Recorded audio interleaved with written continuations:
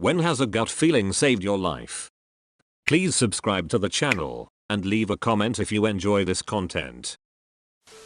Lump in my right breast. 43 years old. Clean mammogram 5 months earlier. I just knew.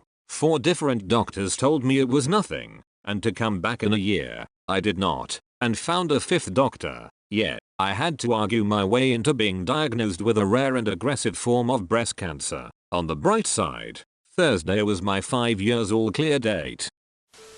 I was like 8 or 9 when my parents took me and my younger brother to stay the night at my grandparents' house. They lived in a farmhouse that was connected to a barn, with machinery, gasoline tanks, and hay on the ground floor, and furnished rooms on the floor above that, and the room we were supposed to stay in was in that barn. As soon as we went into the guest room, I was overwhelmed by panic, and felt really dizzy. I turned around and just said that we will not sleep in that room, and we spent the night on the couch in the living room instead. Later that night, a gas leak in the barn ignited, and almost the entire barn including the guest rooms on its top floor exploded. Maybe I had that weird feeling because the gas had leaked into the room already, but no one else felt anything, and I'm sure I would be dead if I hadn't noticed it. I was at a pub party being held for my boyfriend's father, but I had a headache that wasn't going away. I had been drinking, but I wasn't drunk. I was just feeling like crap, so I made my excuses and left to walk home alone, as I didn't want to ruin his night with his dad. It was a 10-minute walk, if that, from the pub to our house, and it wasn't properly dark yet. I walked down the street and passed a man sitting on a wall drinking a beer. A minute after I passed, I heard the bottle smash, and then footsteps a little while back. Nothing unusual. It was a main road, and there was another pub further along, but something in my gut was screaming something was wrong. So I hurriedly walked to the pub and stopped outside to ask the smokers for a light and a chat as I smoked. I watched him pass by me and then stare at me from across the street for an uncomfortable amount of time. With my gut screaming at me, I asked a bouncer working the doors if he could order me a taxi. A few weeks later, while in the town center, I saw a mugshot of the same dude wanted for rape. I am a bouncer. Came across a shady individual who had a gun. Asked him to leave the weapon outside in his vehicle. Made a huge stink about it, but left it in his car. For some reason, I still felt like it wasn't enough, so I watched him closely all night. He got trashed, and then towards closing he decided to get in an argument with some Australian guys. They were all talking about taking the fight outside. One Australian guy already had his shirt off. I asked them to at least take it outside, but I followed closely. Once outside, the guy bent over to tie his shoe, and I realized he had an ankle holster for a second weapon. As he was pulling the gun out, I rushed him and we fought over the gun. The gun went off and hit a lady in her leg. Finally wrestled the gun out and put him in cuffs with the help of other security. True, a lady got hit that night, but I have a feeling if I hadn't been watching the guy closer, somebody in the Australian group would have died. Weirdest part about the story is the lady who got hit in the leg didn't stick around for the police. She ran off after getting hit. Might have had a warrant or something, but it didn't seem like a life-threatening shot. When I was around 18, I was on a back road with some friends, and a girl I didn't know was driving really fast. Now I'm a bit of an adrenaline junkie, and I have always enjoyed a calculated risk in the name of a good time. But on this occasion I told her to either slow down or let me out. I literally had to start screaming at her before she listened and slowed down. A week later, she crashed on that same stretch of road at 90 miles per hour, killing her and the 3 passengers in her car. There was a guy in college who was really into me, and he seemed fine on the surface. Very sweet, always helpful, and wanting to do things for me. But my gut said this guy was bad news. Welp. Later he went to prison for beating up his pregnant girlfriend and killing his child.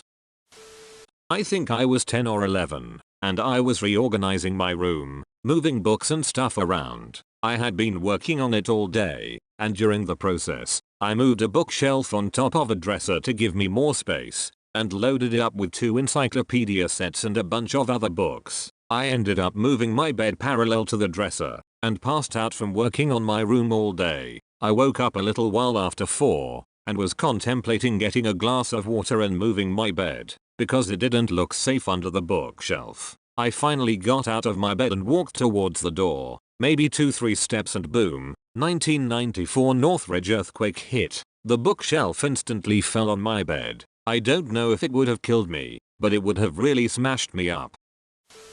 Went to go catch the bus, saw the bus about to pull out from the stop, and I could have made it if I ran. Something told me not to catch it, and just wait for the next one, so I did. Caught the next bus half an hour later. Now, I usually sit at the back of the bus on the driver's side, so that's where I sat. A little way into the journey, traffic was slowing, and we got to the cause of it. A lorry had crashed into the bus I had missed, right into the back on the driver's side. Had I caught that bus, I wouldn't be here. Still gives me chills after 6 years. I was staying at a friend's house out in the country. He was asleep in another room. I was dozing off with his gigantic pit bull Isabel. Sweet girl. In the middle of the night, I am awoken by sounds outside, like scrabbling. Izzy leaps up too, looks at me, then the back door and growls. My friend at the time had a young daughter, 4 or 5, so I immediately think of her. I grab the nearest weapon, which is a fire poker, and go to open the door as Izzy is beside me, seemingly ready for a fight. But it didn't feel right. I instead bar the door best I can, and creep to a window looking out. Outside is a gigantic bear, so big it could easily rip my head off, and it has a few cubs in tow. I watch as it ambles off. I am pretty sure that if I had charged out of that door as I originally intended, me and Izzy would not be here today. I was taking my mom to a follow-up appointment from back surgery the month before. The freeway was closed due to a car accident, and Life Flight was called to transport the people injured in the accident. The highway patrol was funneling everyone off of the freeway to the right side exit. I had the strongest feeling we needed to move to the left farthest lane, so I did. No more than a minute after I moved over, a garbage truck came barreling down the freeway and crashed into the car that was in front of us in the other lane, so fast that it lifted the front end of the truck and it landed on top of the car. We were in a tiny sports car that would have crumpled like a tin can under the weight of a garbage truck, and definitely would have killed my mom and me in a second. Edited for clarity. The sports car was a 1999 Mercury Cougar. I'm 5'10", Swede Spaniard mix. It was tiny for me. My mum knew something was wrong with me when I was younger. Doctors didn't want to see me for another 2 weeks. Mum went into a blind rage over the phone, telling them that she was taking me to get checked, whether they liked it or not. We got to the GP. He puts a stethoscope on my back and smells my breath, then says, "We need to get him to hospital now." Turns out I have type 1 diabetes, and if I'd waited another day I would have died. Edit. The breath part is due to the buildup of ketones in the blood, as I was in the severe stages of diabetic ketoacidosis. A few weeks ago, I had just left my apartment complex and was heading to a friend's. I pulled out of my driveway and up to the traffic light and stopped. I was in the left turn lane. Light was red. It was late, and there wasn't many people on the road. I watched as the light went yellow, and then red for through traffic. One guy ran the tail end of the yellow, like usual. My turn. Light goes green. I have an arrow blinking for me to turn left. I looked both ways, and there was no one around, and I just didn't go. I cannot explain what happened, other than something inside me just said don't go, so I sat there staring at the green light. A couple seconds later, a car came screaming through the red light, through the intersection, probably doing about 100 km/h. In the lane I would have been turning into. They were going so fast, their vehicle had a bounce to it. If I had turned, my car would have been destroyed, and me along with it. I sat there through the whole next light cycle,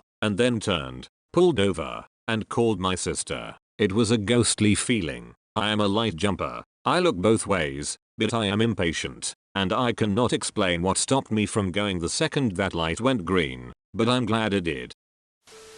Few years ago I was at a bar with a couple of friends. All was good. We were drinking and having fun. All of a sudden, we heard this discussion taking place just a couple of tables from us. Two guys decided to have a shouting threat match. I stopped everything to pay attention to them. My friends were making fun of me, saying I was gossipy. One of the guys in the discussion got up and left. Immediately after he left, I told my friends we had to go. Now, they didn't get why I was like that, but I'm their friend since forever. They reluctantly agreed. We went to a different bar in a different neighborhood, but I couldn't take my mind off of those two guys. The next day, the news was talking about a bar fight. Apparently the guy who got up and went home, grabbed a gun and came back for a drive-by, killed 4 people in the process. My grandpa taught me to never ignore my gut, and I couldn't be happier to have listened.